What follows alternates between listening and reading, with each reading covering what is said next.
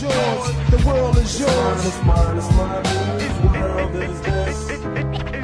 Yo, what's good everyone? It's Leak. I think I speak for the majority of people when I say, where the absolute hell is Springtrap? Springtrap, a serial killer trapped in an old, rusty, disturbing bunny suit, definitely is one of, if not the most anticipated killers that players want to see in Dead by Daylight. Springtrap is such a popular choice in this game that he has a whole petition created by Venom X Xenomorph of players who want him in the game. That petition includes the signatures of 69,000 plus players who want to see Springtrap in DVD. Now it's pretty clear that the player base / FNAF fans has definitely made a lot of noise when it comes to Springtrap coming to Dead by Daylight. As stated here in this article by Turtle Beach, it seems like the longest time a portion of the fanbase has been asking this question, dreaming up concepts and attempting to wish the chapter into existence. There's even been a petition that gained close to 70,000 signatures to show the devs how much the community wanted a Five Nights at Freddy's and Dead by Daylight chapter. More recently, the question became so frustrating, red toxic,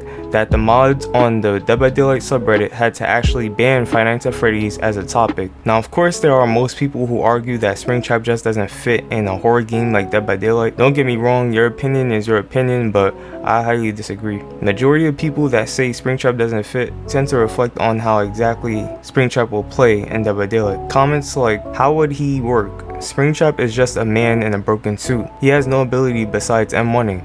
He doesn't really have anything that I could think of besides using cameras that are set on gens, though that's not entirely the case. First off, we have a trickster. Finally, people tend to forget that a whole entity exists within Dead by Daylight. The entity is what makes DVD in the first place after all. What I'm getting at here is that the entity can literally create a pretty fitting power for Springtrap. It may not be the best adaptation power-wise, but representation-wise, I know the devs will absolutely murder the design of everything, honestly. I mean, look at Pyramid Head for an example. Pyramid Head has never used Punishment of the Damned in the Silent Hill game franchise or films, but the power is pretty fitting for him, right? Now take Pinhead for example. Pinhead does almost exactly what he does and says in the films and put it into DVD. So far, I think Pinhead is the best adaptation in Dead by Daylight so far. But that doesn't matter because, like I said, the entity can give its killers anything to kill the survivors. The same goes for a character like Springtrap. There are also many beautiful concepts out there where the devs can literally just copy paste. Yes, Rarif, I'm talking about your concept, but in all reality, it's many. And I think it's pretty clear Springtrap can fit in Dead by Daylight like a glove.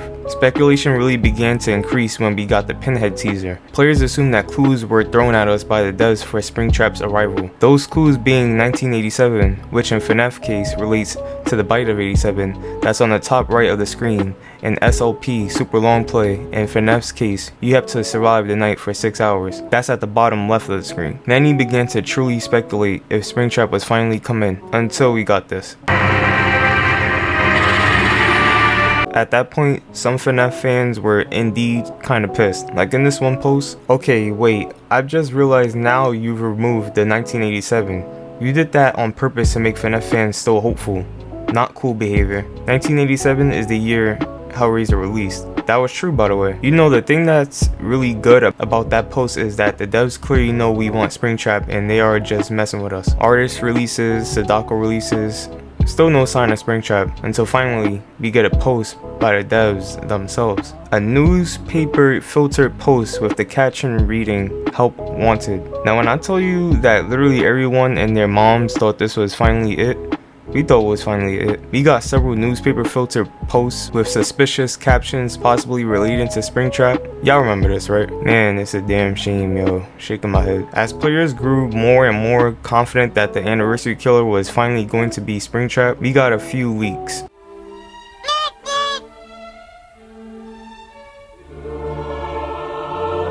I'm pretty sure I speak for everyone when I say these devs were definitely screwing with us. I mean, you can't at least tell me that this caption with that post is not a little nod to FNAF. Mind you, the 6th anniversary was on its way too. Now me, I thought maybe, just maybe, after the dredge, then we will be seeing Springtrap come in the game for the next chapter. But turns out, chapter 25 is Resident Evil again, featuring Albert Wesker, Rebecca Chambers, and Ada Wong. And chapter 26 is a medieval themed chapter, A Knight and a Survivor. That leaves us with chapter 27, which is all the way in March of 2023. Damn, it sucks to be a FNAF and DBD player these days, yo. I mean, FNAF is my childhood, and I know I speak for mainly everyone when I say that it just sucks that most of these highly requested chapters are so hard to get. Damn license holders. As of today, we literally have no intel on Springtrap coming to the game at all. Sadly, all we have lingering around is this article from Turtle Beach that states, from what we can see, almost nothing. From a quick search, it seems the only time FNAF has been mentioned by the Behavior Interactive team was during a Dead by Daylight developer stream in 2018. Even then, it's hardly the most convincing evidence that Springtrap or FNAF would be added. For context, the devs were asked, recently you talked about licensed movie killers you would like to see. What are some licensed video game killers you would like to see? To which a UI designer named Sarah replied with support for Five Nights at Freddy's. But that's about it. 2 years before this, we got a Twitter post by the name of Anix, who actually asked Matthew Cote himself. This was the post. So, since people have been asking for a FNAF chapter in at Dead by Behavior and Daco's Games already emailed Scott about such a thing. I did my part and asked Matthew Cote if such a chapter could even be possible. He couldn't talk about this, but I managed to get a statement from him. He told me the following: anything is possible. If there is a property out there that we feel would make Dead by Daylight better, then it may happen someday. Obviously, anything that has been discussed, that is being discussed currently, or that might be discussed in the future is top secret and can't be commented on until it's time to reveal. This means that a FNAF chapter could be possible in the future.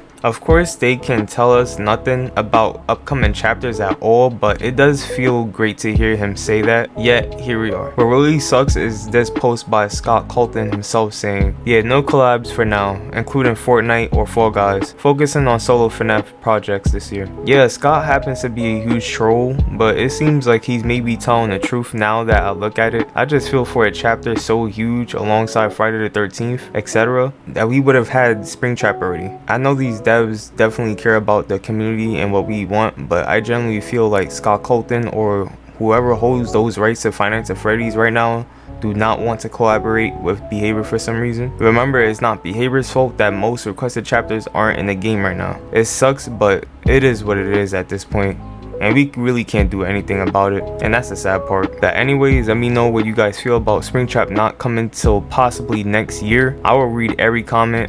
As always, thank you for watching. Love y'all, take care, and as always, peace. To the